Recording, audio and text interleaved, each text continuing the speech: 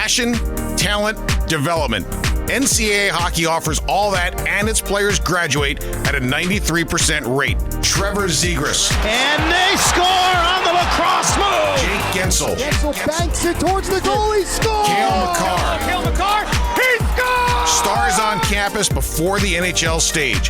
Whether you're a fan or a player, nothing compares to college hockey. My goodness gracious me! Visit collegehockeyinc.com and follow at College Hockey.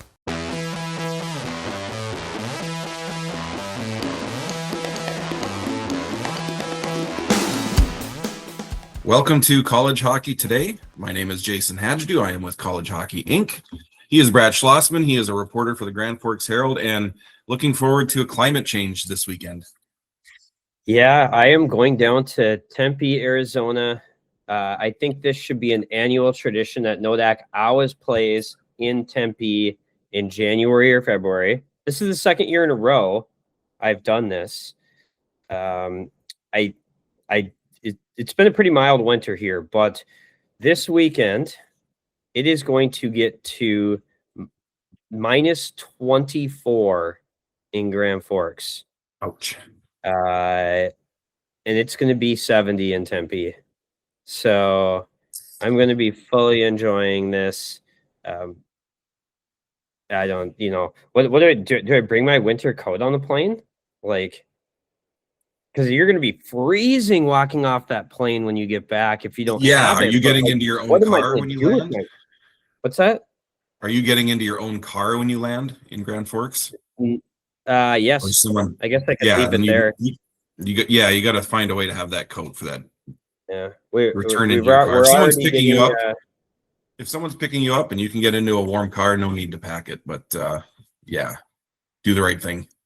There you go. Maybe I'll convince someone to pick me up. We're already arranging car jumpers. Who's bringing the jumper cables for when we get back? So it's that kind of. Can't say I missed that. I cannot.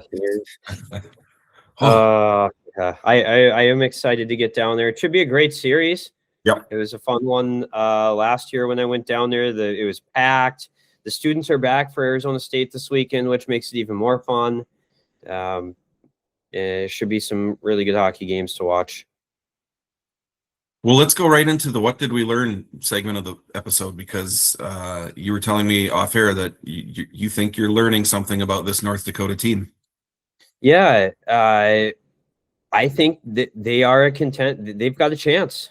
They have a chance to win the whole thing this year. There's several teams that do, and I think over the last couple of weeks, it's weird to say because they're 2-2 over the last 4 games, but the way in which they played, North Dakota outshot Denver by 15 both nights, or more than. I think it was like 18 and 17.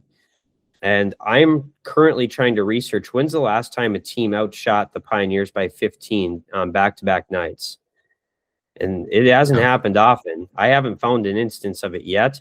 We'll see how far my research goes. But I'm, and the other thing is I feel like this team is still getting better. They're better now than they were a month ago. And a month ago, they were better than they were the previous month. They just keep getting better and better. And I don't know what's going to happen. There's 2 months. Lots can happen in a season. Things change the way we don't expect them to.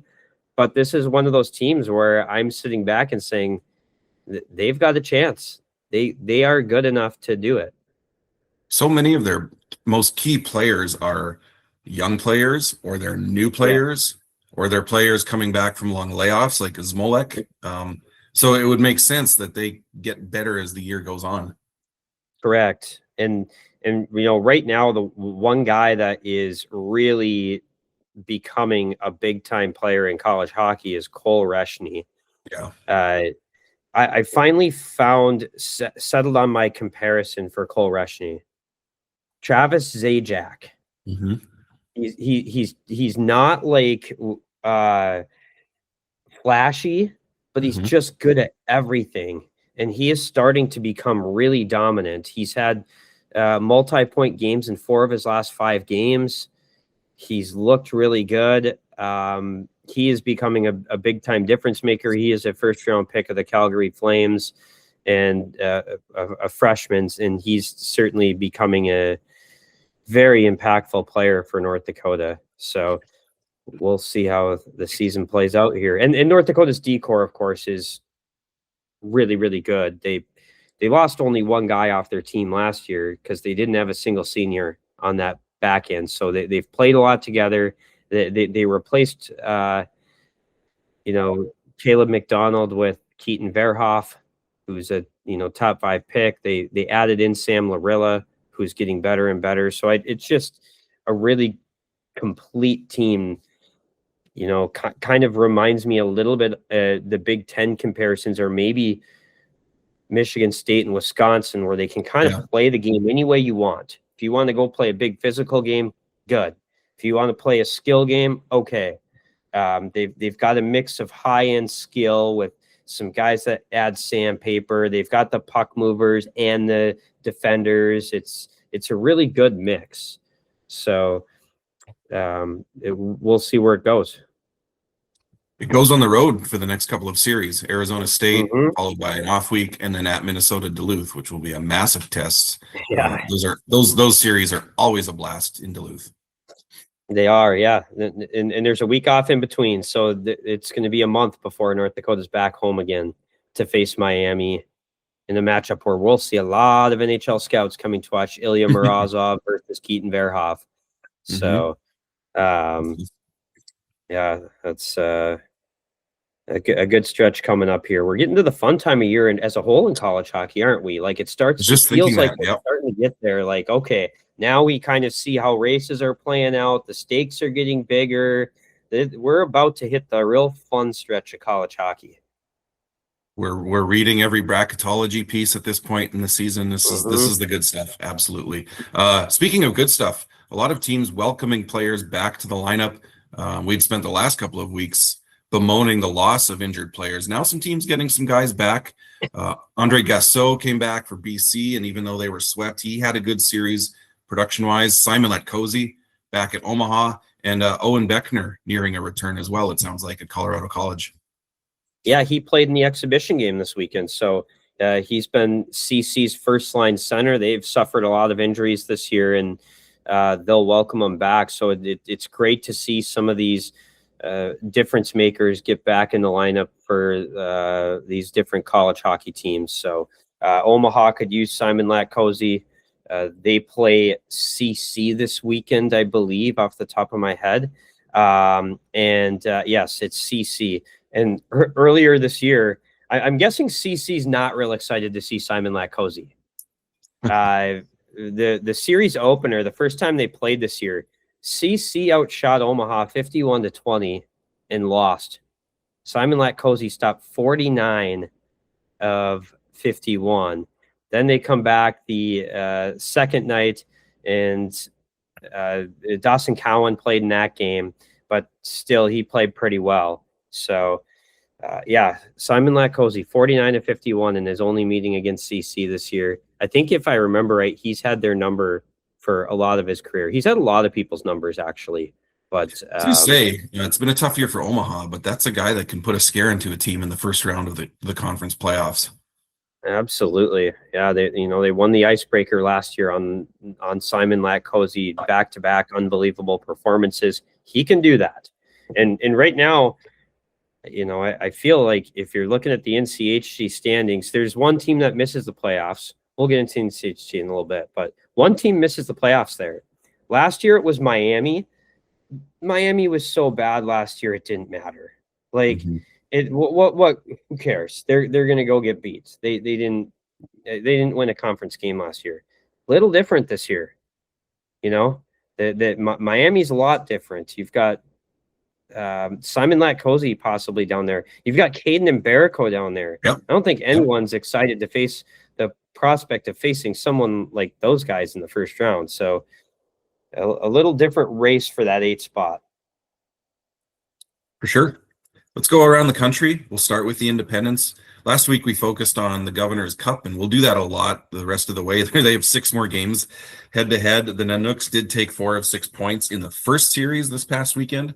They're doing a point system now to determine the Cup winner. But let's talk about Lindenwood. They got to 500 on the season with a sweep of Stonehill and a 7-game point streak for Michael Bevilacqua, 6-game point streak for Olivier Oud, and Lindenwood has put together some nice wins on the year. They're now 11-11. Yeah, I feel like Keith Fisher has brought that offensive style from Penn State over to Lindenwood. They can score, and they're offensive. They obviously scored 11 goals against Stonehill. The week before, they had 7 against Minnesota Duluth, which is a pretty good defensive team. They scored 8 against Canisius. Like, this team has scored goals this year. I think the talent level is higher than I initially thought. Some of the players that Lindenwood was able to recruit from the Quebec Maritimes Junior Hockey League have been, difference-making players for them. So I think that's been really key, that they've recruited well. But yeah, they are fun to watch because they can light up the scoreboard. They've got a split with Denver this year. They've done very well against CCHA teams, and they've shown well against Atlantic hockey teams too. So full value for that 11-11 record so far. Yeah, they're having a terrific year. I think goals per game, Lindenwood's averaging 3.8. No, what are they at here? I'm 3.5. So they're 8th in the country in offense right now. That's pretty impressive. They give up a lot of goals as well, but they score a lot. So if you want action, Lindenwood will give you some action. Absolutely. Last week in Atlantic hockey, we wondered if anyone could catch Bentley, give Bentley a scare. Well, this past weekend, Sacred Heart did just that. They kind of inserted themselves into the Atlantic hockey race.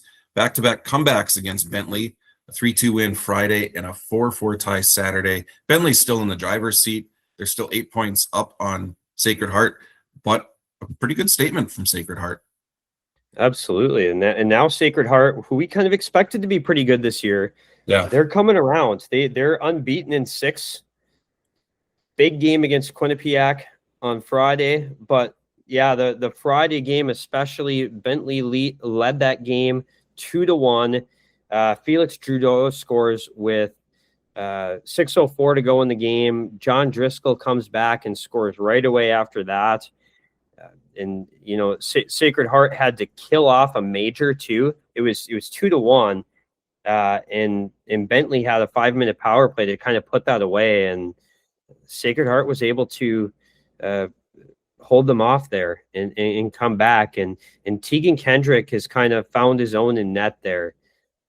Sacred Heart, Ajit Gundar has been their guy, and he hasn't played since November now.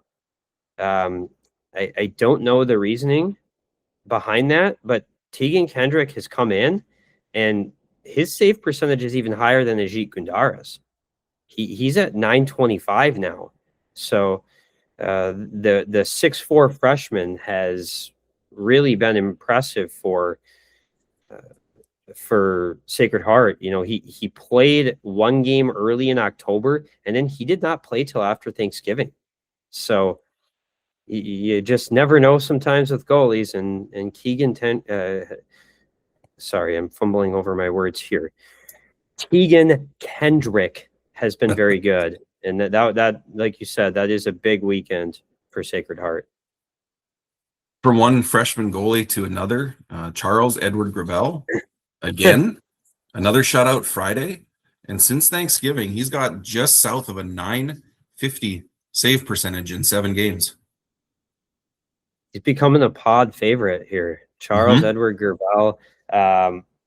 Tough start for Mercyhurst this season. They come to Grand Forks to start the new year with an 0-15-1 record. Lose a pair of games here, but Mercyhurst was very competitive in those games.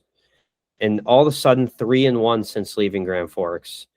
And as you said, Charles Edward, it's not that they're out shooting teams. They're getting outshot still, but Charles Edward Gravel has been excellent.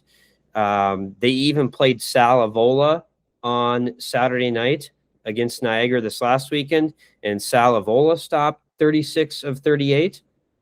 And I think Mercyhurst's coaching staff felt all along they were better than their record had showed, and that the results were, maybe going to come. They had 12 guys out with injury before Christmas, which is ridiculous. And now all of a sudden they are showing up, and I think they have teams' attention now after the last 2 weekends. Nice to see the Lakers going down swinging here in Rick Gotkin's final season. I was just looking at their schedule in February. They closed the year 6 of their last 8 games on the road. So they're going to need that goaltending. They will, and some good opponents in there. So we'll see what they can do, though. They've certainly gotten some good goaltending lately. In the Big Ten, I think the big story last weekend was sweeps. Michigan State, Penn State all picked up sweeps.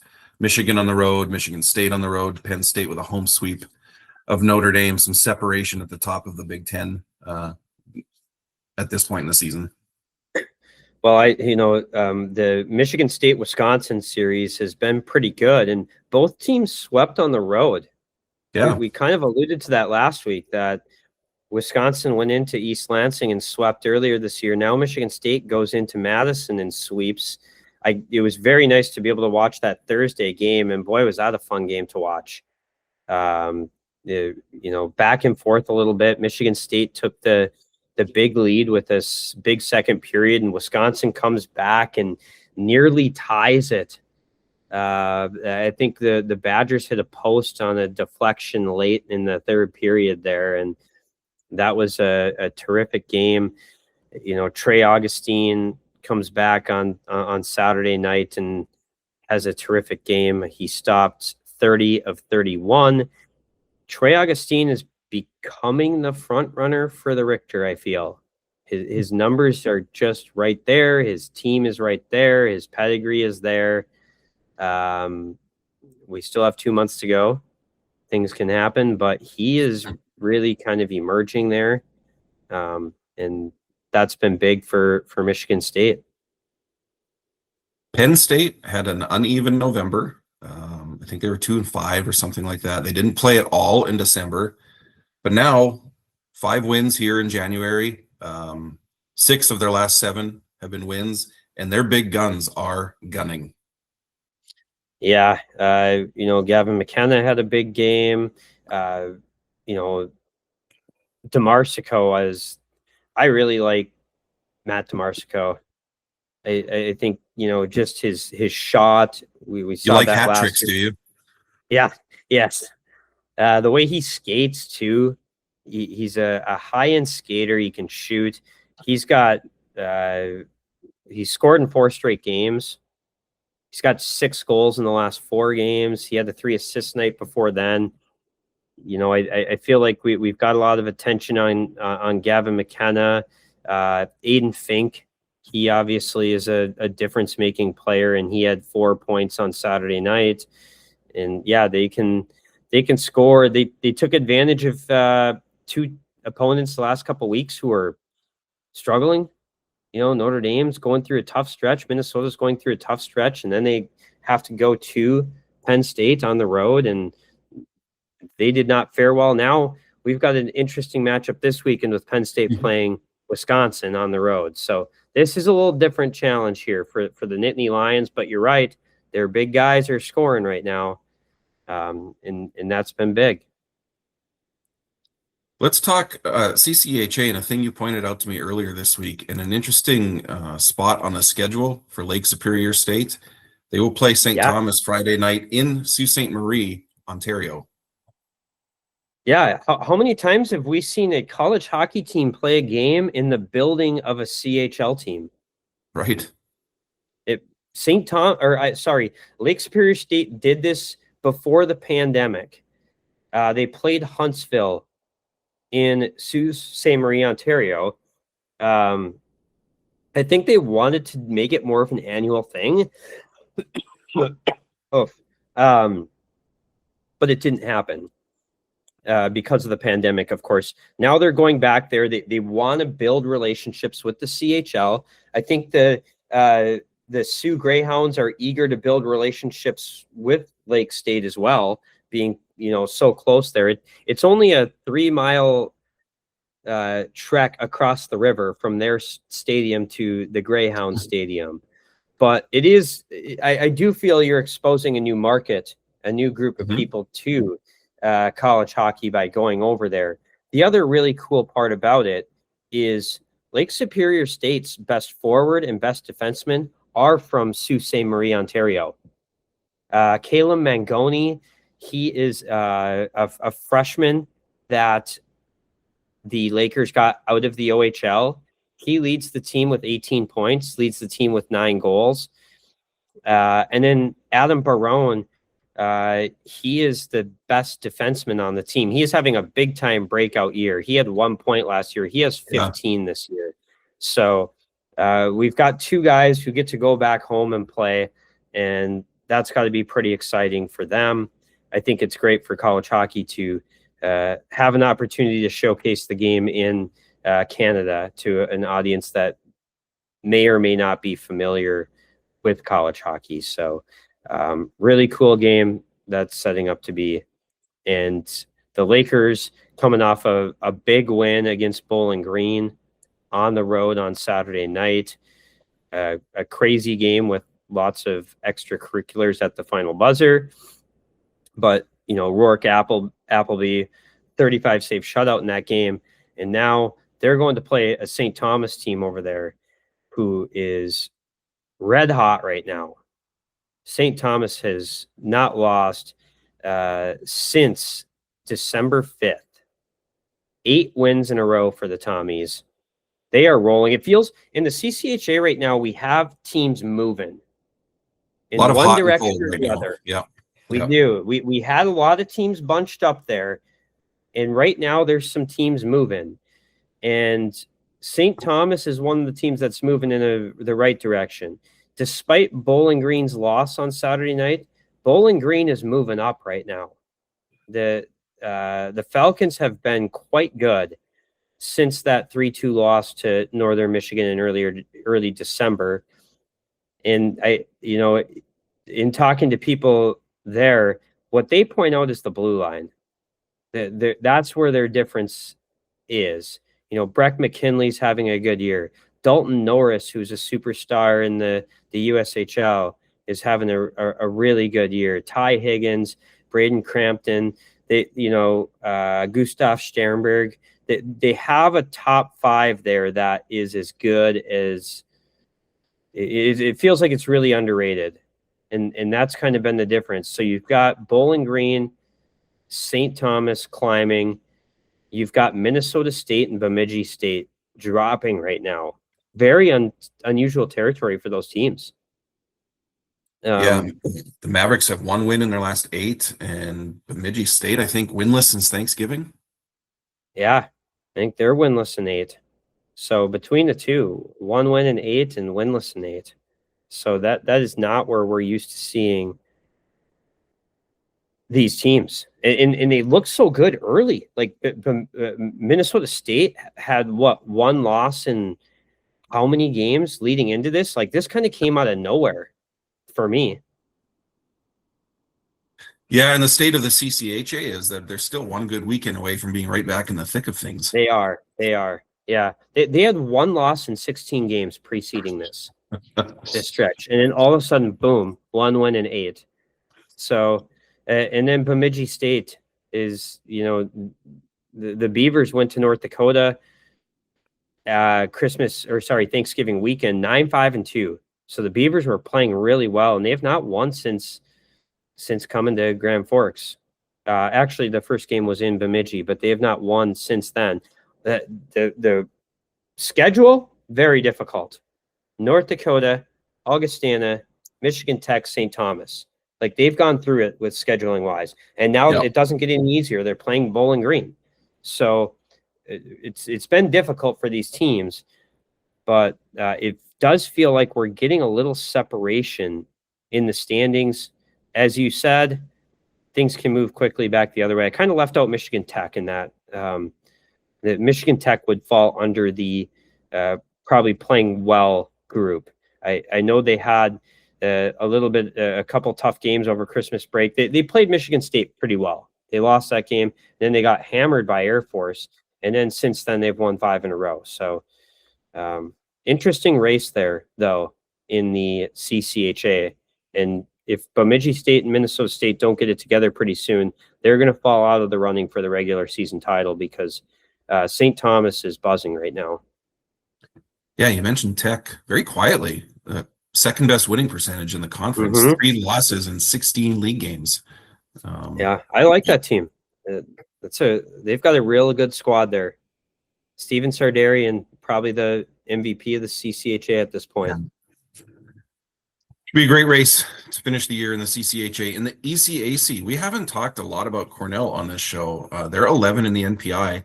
Before Saturday's loss to Quinnipiac, a 6-game winning streak, and Cornell doing what Cornell does, best save percentage in ECAC hockey, and they've allowed the fewest goals in the conference. Yeah, it's really been Alexis Cornwallis show. He had big expectations coming in.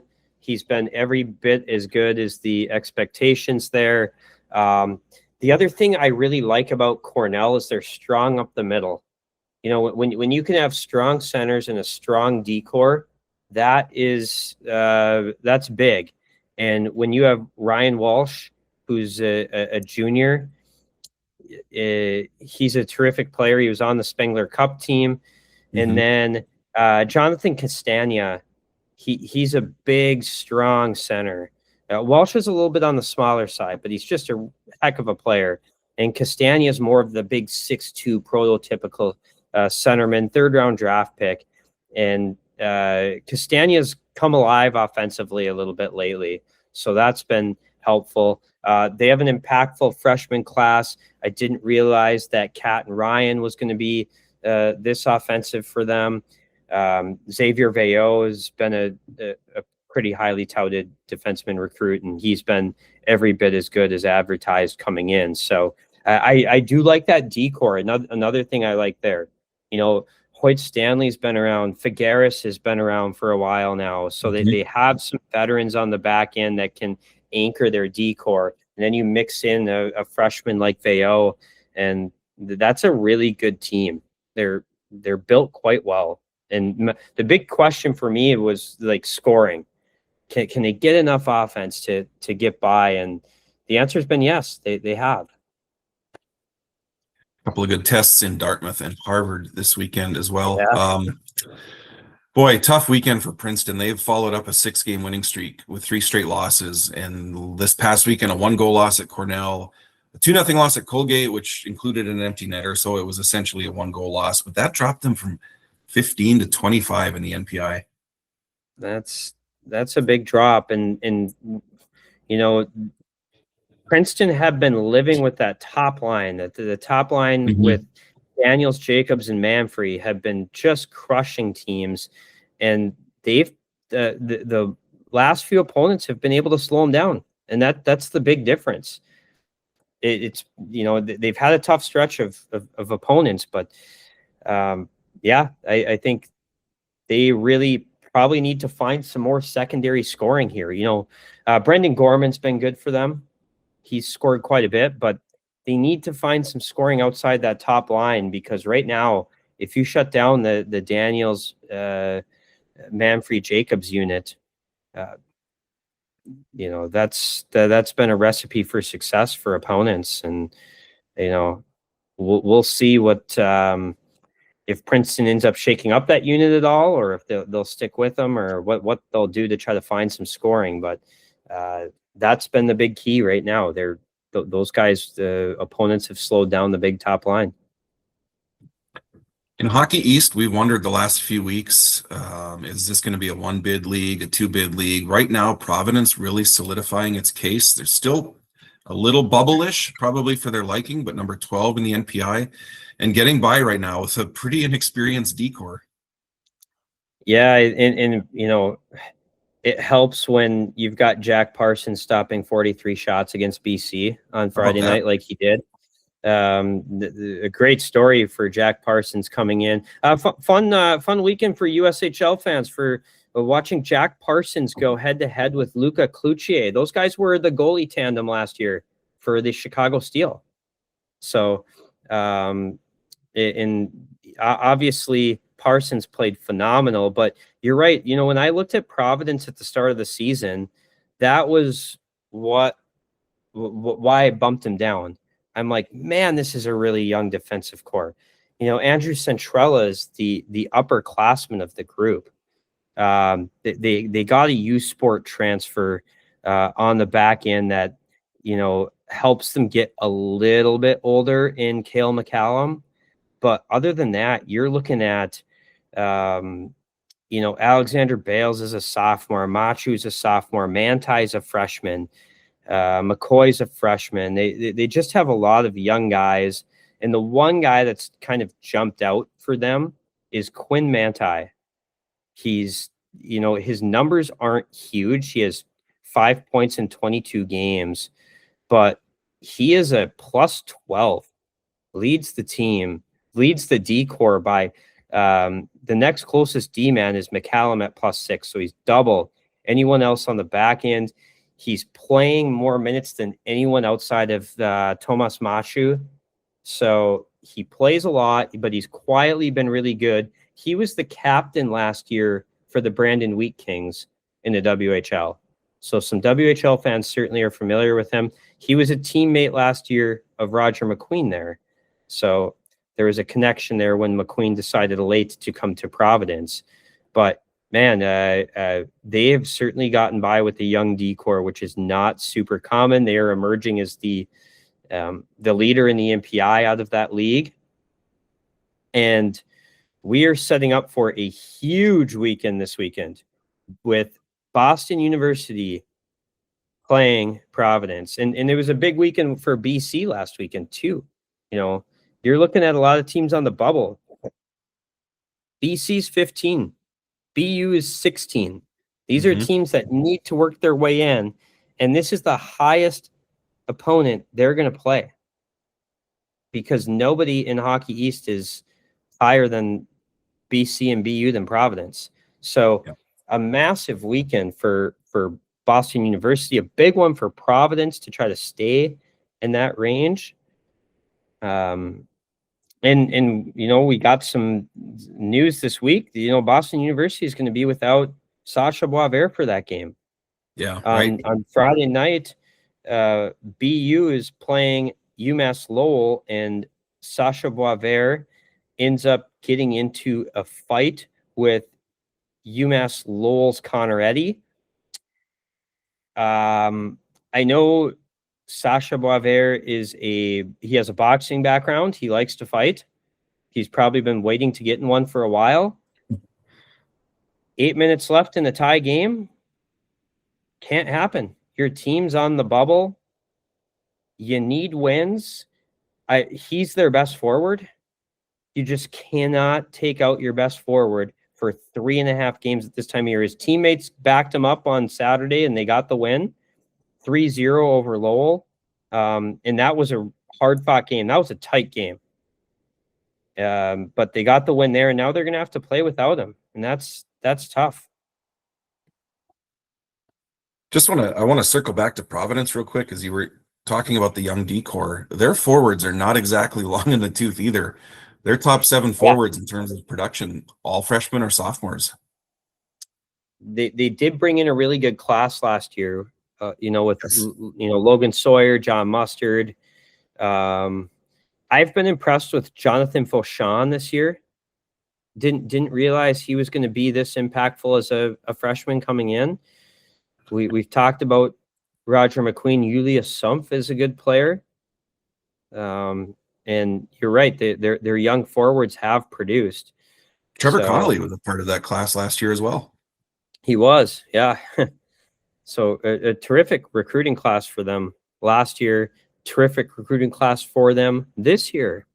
So props to the staff there for building a team that I thought was a year away.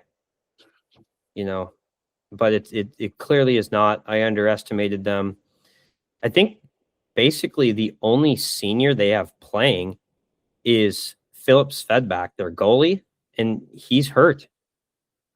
So they can have this whole team back.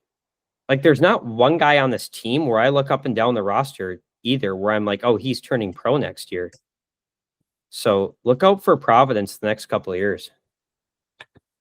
In the NCHC, there are 4 teams solidly within the top 16, top 10 actually right now of the NPI. Then you have St. Cloud. They're 17. A couple of splits the last 2 weekends. They're at Denver this week, and I'm curious if you think they can work their way onto the other side of the bubble here. There's certainly pieces on this roster you and I both like. Yeah, and it was interesting.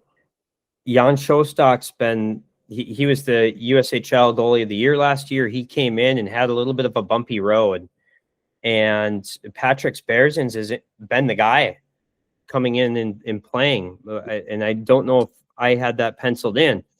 They got Jan Shostak back in on Friday night, 42 save shutout. That is the Jan Shostak everyone saw in the USHL. Mm-hmm. And if they continue to get goaltending from him, they continue to get production from pod favorite Tyson Gross. He had a 3-point night. I think he is probably he might be the best player in the country nobody ever talks about. I never hear anyone talking about Tyson Gross, and he is a tremendous player. A face-off machine. Face-offs, he can score. He can do it all. Duluth came back the next night and split that. But you're right. St. Cloud State is a team to watch at Denver, big weekend. And then they play 3 weeks against kind of the bottom 3 of the NCHC. Of course, the bottom 3 is pretty good teams. Yeah. So I don't know if that says a lot, but they play Miami, Arizona State, and CC. And then they end with North Dakota on the road. So this is kind of crunch time. It's kind of now or never. It's time to make the move for the Huskies here the next few weeks. That top line is really, really carrying them right now. They're not, the other player that I don't feel we've talked about who's really been clutch for that team is Max Smolinski on the back end. Yeah. I think he might have won NCHC Defender of the Week this week, but he has been terrific. That was a great pickup out of the portal for St. Cloud State. Smolinski was at RPI the last 3 years. He's already matched his career high at RPI, but he definitely jumps off the page when you watch him.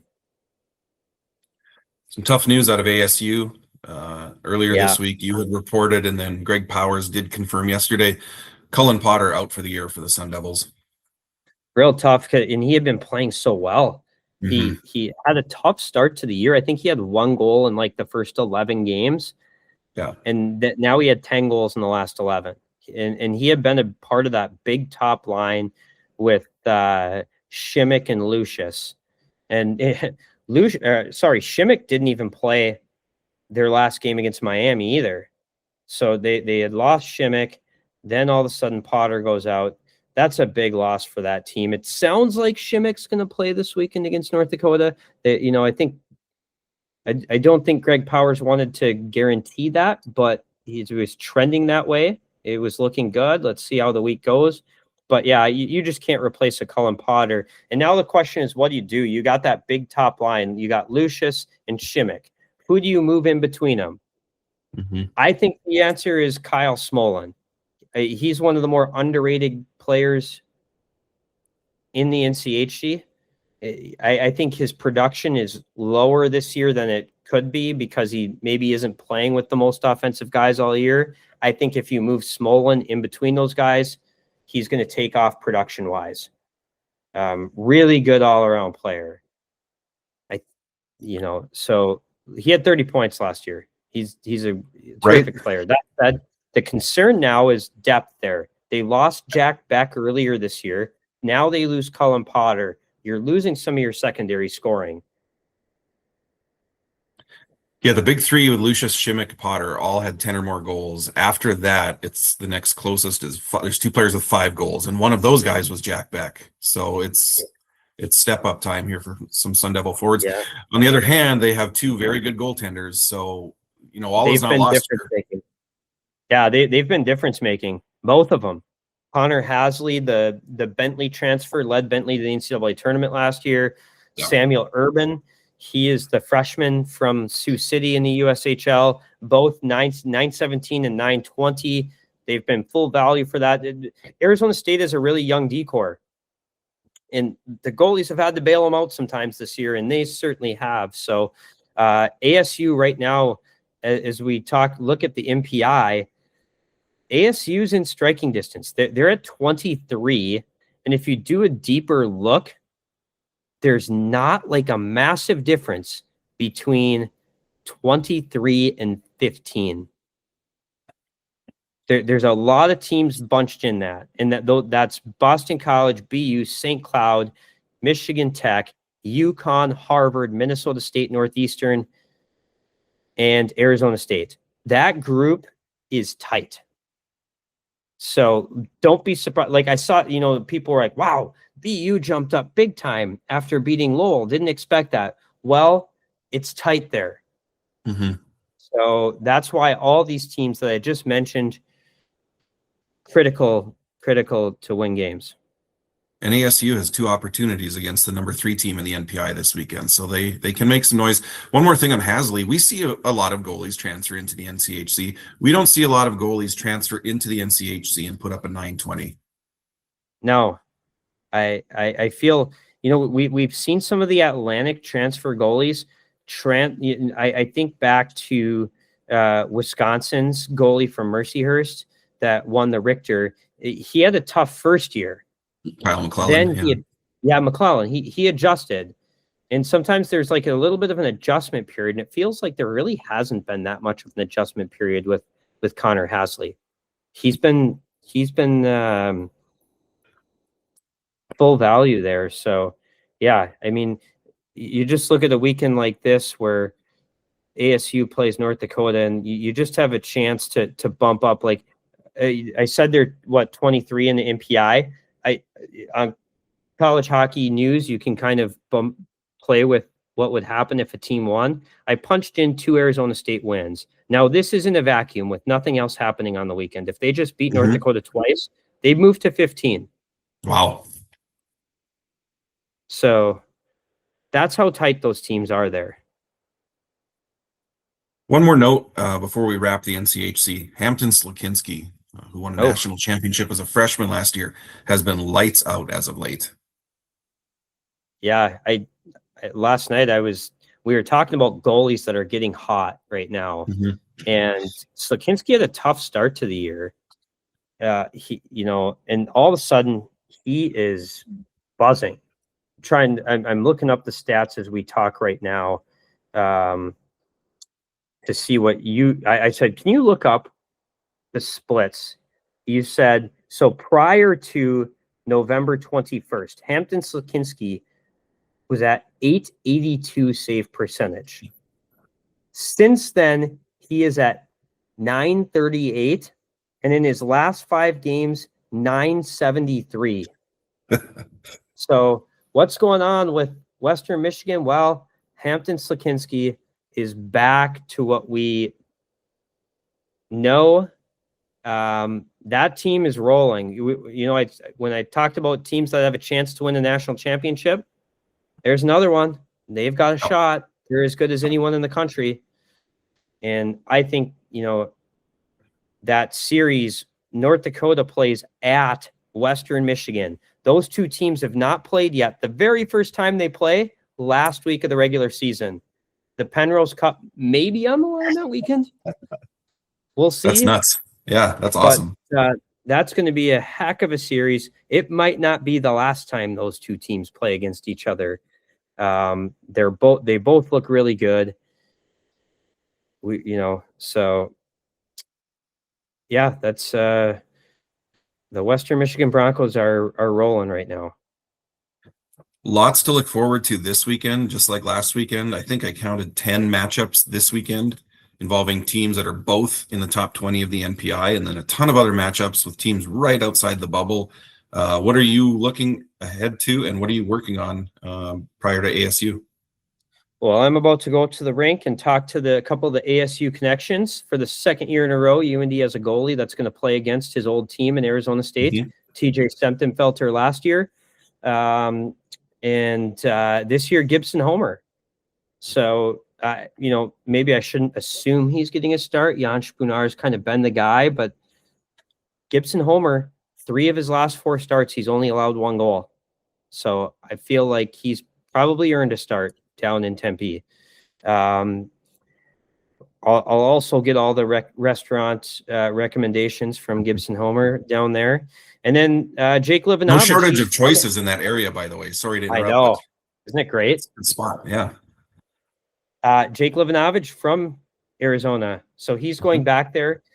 His brother is Johnny Walker, the Arizona State legend. So we have some connections.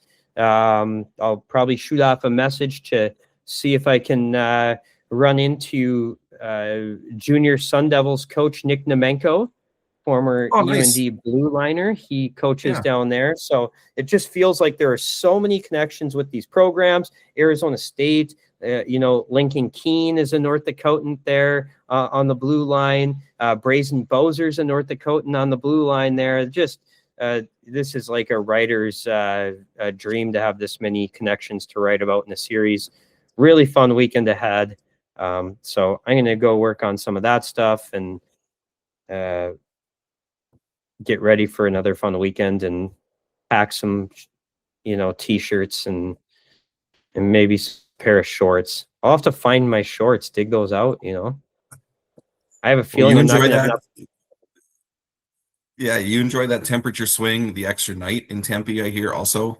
Coming back Sunday as opposed to Saturday. So enjoy all of that. And we'll look forward to whatever you kick out here this week. Thanks for hopping on. Absolutely. Thanks, Jayson.